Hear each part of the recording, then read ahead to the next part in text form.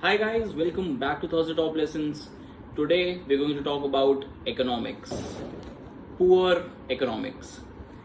Poor Economics, written by Nobel laureates of 2019 Abhijit Banerjee and Esther Dufflo, is a book that tests the underlying assumption of supply and demand in economic theory by randomized controlled trials, which is RCTs. RCT is a type of scientific, which is often medical, experiment that aims to reduce certain sources of bias when testing the effectiveness of new treatments. That is accomplished by randomly allocating subjects to two or more groups, treating them differently, and then comparing them with respect to a measured response. Their recommendations are a result of a 18 country dataset targeted to understand poverty and decision making of the poor. It tries to answer the questions on what the governments need to do in terms of resource allocation and why do poor behave the way they do. So first things first, let's understand what poor and poverty means. See, this urge to reduce the poor to a set of cliches has been with us for as long as there has been poverty. The poor appear in social theory as much as in literature by turn lazy or enterprising, noble or thievish, angry or passive, helpless or self-sufficient. The average poverty line in 50 countries where most of the poor live is rupees 16 per day. As another Nobel laureate, Amartya Sen, puts it, poverty is not just lack of money. It is not having the full capability to realize one's full potential as a human being. Now, this book busts myth around widely believed hypotheses and the commonly perceived solutions from a demand and supply perspective. They are economists after all. Now, let us have a look at some of these hypotheses. So basically they talk about a lot of poverty traps. Hypothesis number one. Poor countries are poor because they are hot, infertile, malaria infested, often landlocked. This makes it hard for them to be productive without an initial large investment to help deal with the endemic problems. But they cannot pay for this investment because they are poor. So what is the solution? First, aid. Foreign aid comes to the rescue here to kickstart a virtuous cycle. The downside of financial aid is that it prevents from searching for their own solutions, while corrupting and undermining local institutions and creating a self-perpetuating lobby of aid agencies. People on this side bet on free markets and incentives. There will be a poverty trap whenever the scope for growing income or wealth at a very fast rate is limited. For those who have too little to invest, but it expands dramatically for those who can invest a bit more. On the other hand, if the potential for fast growth is high among the poor and then tapers off as one gets richer, there is no poverty trap. A conundrum, right? This is the S curve that, according to Abhijit and Esther, explains the human behavior and growth. Let's come to the next hypothesis, nutrition based poverty trap. The poor don't get enough to eat, so what do? Do we subsidize food? See, the household that received subsidies for rice or wheat consumed less of those two items and more of shrimp and meat. Remarkably, overall, the caloric intake of those who received subsidy did not increase. It may have even decreased, despite the fact that their purchasing power has increased. More calories were just not a priority. Better tasting ones was. See, nutrition-based poverty trap is not entirely flawed. When resources are tight, it makes economic sense to sacrifice some people so that the rest have enough food to be able to work and earn enough to survive. There is another interesting insight here. They talk about genetic height disparity. Their data shows that the generic height disparity goes off in 2 generations of South Asians in America if the nutrition is right. But is height really a problem? Yes, if you're talking about the Olympic Games. Identifying the right calories may be beneficial for you as well as future generations. Yet, the ordinary human would sooner starve than live on just brown bread and carrots. When you are unemployed, you don't want to eat dull, wholesome food. You want to eat something tasty. At least something in life must feel good, right? And analyzing the purchasing patterns, a television is more important than food for most people. See, spending on festivals, this would explain why countries with a large domestic economy, where a lot of consumer goods are available cheaply, like India and Mexico, tend to be the countries where food spending is the lowest. Now let's test out the next hypothesis, health-based poverty trap. Malaria and plague cause loss of life and productivity. So what do? Invest in awareness or subsidize medication?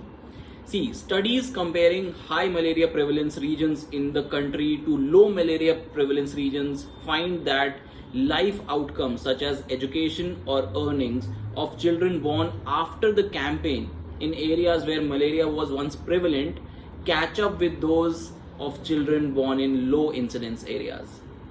This suggests that the financial return to investing in malaria prevention can be fantastically high despite weak governance in these areas.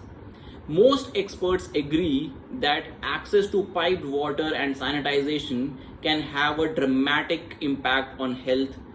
This was responsible for 75% of infant mortality reduction between the 1900s and 1946.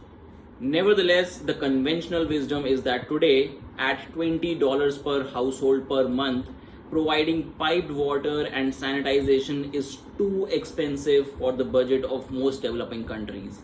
It was done at $4 in an Orissa village by Gram Vikas, which is an NGO. Still not a priority for most governments, where the solution is simply in sight. Basic other technologies like chlorine, ORS, getting children immunized, vaccine shots for child and the would-be mother. The existence of these technologies is the source of Jeffrey Sachs' optimism and his impatience. As he sees it, there are health-based poverty trap, but there are also ladders we can give to the poor to help escape these traps. But the demand for subsidized bed nets, chlorine, piping maintenance, which even the poor can afford, does not go up. Why is that? See, the ladder to get out of a poverty trap exists, but is not always in the right place. And people do not seem to know how to step into them or even want to do so. The issue is not how much the poor spends on health, but what the money is spent on, which is often expensive cures rather than cheap prevention. Now let us try and get one step deeper into this. Why does this happen? The number one reason is absenteeism in government health facilities, which is in their 18 country data set, 35% average and 43% in India. The second is unpredictability of this absence. See, one thing is that the doctor or the nursing staff does not come to the designated spot on Wednesdays and Saturdays. But it's an altogether different problem that they do not know when they will arrive. Even if services are there, people don't use them. Why? See, psychological sunk cost effect comes into play here. People are more likely to use something they have paid a lot for. Since they haven't paid for the free government services, they don't use. But this hypothesis actually failed in experiments. The fourth reason is faith. A lot of Southeast Asian countries, including India, are high on faith and religion. Fifth is limited understanding of the human body. Sixth is attributing success of treatment to some medication rather than inaction. Most flu cases, when the doctor suggests no medication, people are not satisfied. They want some action to be performed in order to believe that there was a treatment. And the seventh is time inconsistency. We think of present very differently than we think of future. In the present, we are impulsive, governed in large part by emotions and immediate desire.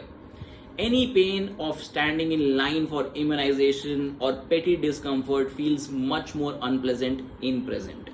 Same thing happens with small rewards like candy or cigarettes. When thinking of future, these seem less important. Now let's jump to the next hypothesis, education-based poverty trap. The hypothesis is, if there is no demand for skill or education, children are not willing to go to school. See, on the supply side, even if made free, absenteeism and quality remain a question. The income increases only slightly in proportion to each year spent in school on higher education. World over, education systems are stressed. Enrollment has gone up faster than resources. People who would have otherwise opted teaching have started joining computer programming and becoming bankers instead due to the demand there. Technology in education is solving for little in rich developed countries as it competes with highly motivated teachers. This was something that opened up my mind. I thought technology was helping rich world a little more, but there the infrastructure and the resources are already there. But in developing countries, although adoption is sparse and low, results are much better. Children are able to set their own pace of learning. The next hypothesis is population-based poverty trap. See, Sanjay Gandhi in India may have unintentionally led to a more rapid growth of population in the long run as the people felt free once his policy was over. Drinking water is getting scarcer by the day as more people are drawing the drinking water. This also means more water is required for agricultural produce as 70% fresh water is accessed only for irrigation. Ethiopia, where total fertility rate is 6.12 children per woman, is 51 times poorer than the US, where the total fertility rate is 2.05. The gift of the dying argues that epidemic of HIV/AIDS will make future generation of Africa richer as fertility rates will reduce by reluctance to unprotected sex, and labor scarcity will make it attractive for women to work rather than have babies. But careful follow-up rejects this claim as historically countries or regions with more people have grown faster.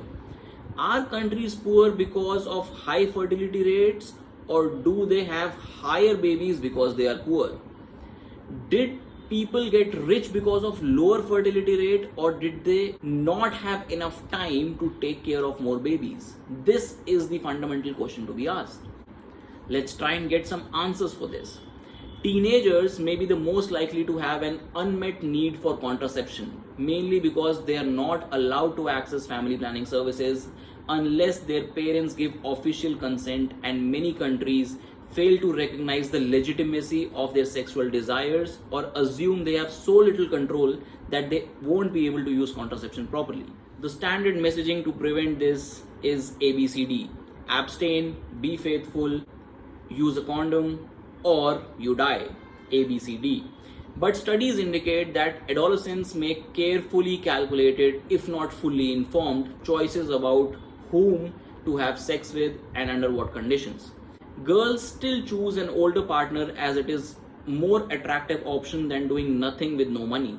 Older man may just take care of the family. Women make choices by learning from women in their own communities. So it's important that the right role models are in place in a lot of developing countries. Let's come to the next hypothesis now. High cost of capital in poor countries. Lending. How much the poor repay on their daily working capital loan versus how much the rich pay in established businesses. In their 18 country data set, less than 5% rural poor and less than 10% urban poor had loans from a bank. There is a huge void to be filled by microfinance institutions as the formal sector interest rates vary from 40% to 200% annually. The poor can come take credit at a cheaper rate and come out of poverty. Why does this not happen? Is there a supply side issue? Government should not be in the business of subsidized lending. Apart from cost of risk or default, the cost of collecting relevant information about the borrower and the multiplier effect. As rates go up, borrower finds ways to not to repay, and this increases the effort from the lender, thereby pushing rates further up, are blockers in making these smaller loans to poor. It is better to borrow from a known person and that is exactly what they do. Enforcing a contract requires the lender to be someone who can really hurt you. Although results in their tests were in the right direction as families started thinking about a future they wanted to have and work towards it, there was no massive transformation in women's lives or better education for children. MFI solved the supply problem by reducing flexibility as fixed costs would be recovered every week from a group. But this has caused demand side problem as people are not comfortable with this inflexibility in schedule. See, the marginal return on investment tapers off actually. In a small grocery store, the inventory is low, and even increasing inventory won't help as people buy a single cigarette or a shampoo sachet. It does not make sense to even sit there the whole day. This is the paradox of the poor and their business. They are energetic and resourceful and manage to make a lot out of very little, but most of this energy is spent on businesses that are too small and utterly indifferentiated from many others around them. Let's move to the next hypothesis: the poor don't save. Ever seen a half-built house? Indeed, if the lack of self-control is sufficiently serious, it would be worth paying someone to force us to save. Some poor even buy fertilizer right after the harvest rather than pre-sowing, although there was an inconsistency in demand and supply that must be resolved, as it is becoming a nature of forced saving. The awareness to our problems thus does not necessarily mean that they get solved. It may mean that we are able to perfectly anticipate where we will fail. Temptations are equal for the rich and the poor. It is just that the poor get badly affected by them. Saving is less attractive for the poor because for them the goal tends to be very far away and they know there will be lots of temptations along the way. But of course, if they do not save, they remain poor. The poor are like hedge fund managers. They live with huge amounts of risk. The only difference is in their level of income. No hedge fund manager is liable for 100% of their losses, unlike almost every small business owner and small farmer. That is the difference. So to close, proposed solutions in this book do identify the loopholes in both supply and demand side issues, but as they put it, verifiable evidence is a chimera. At best, a distant fantasy, at worst, a distraction. So thank you so much for watching. Hope you liked this video. There are many more on the channel. Please do hit the subscribe button.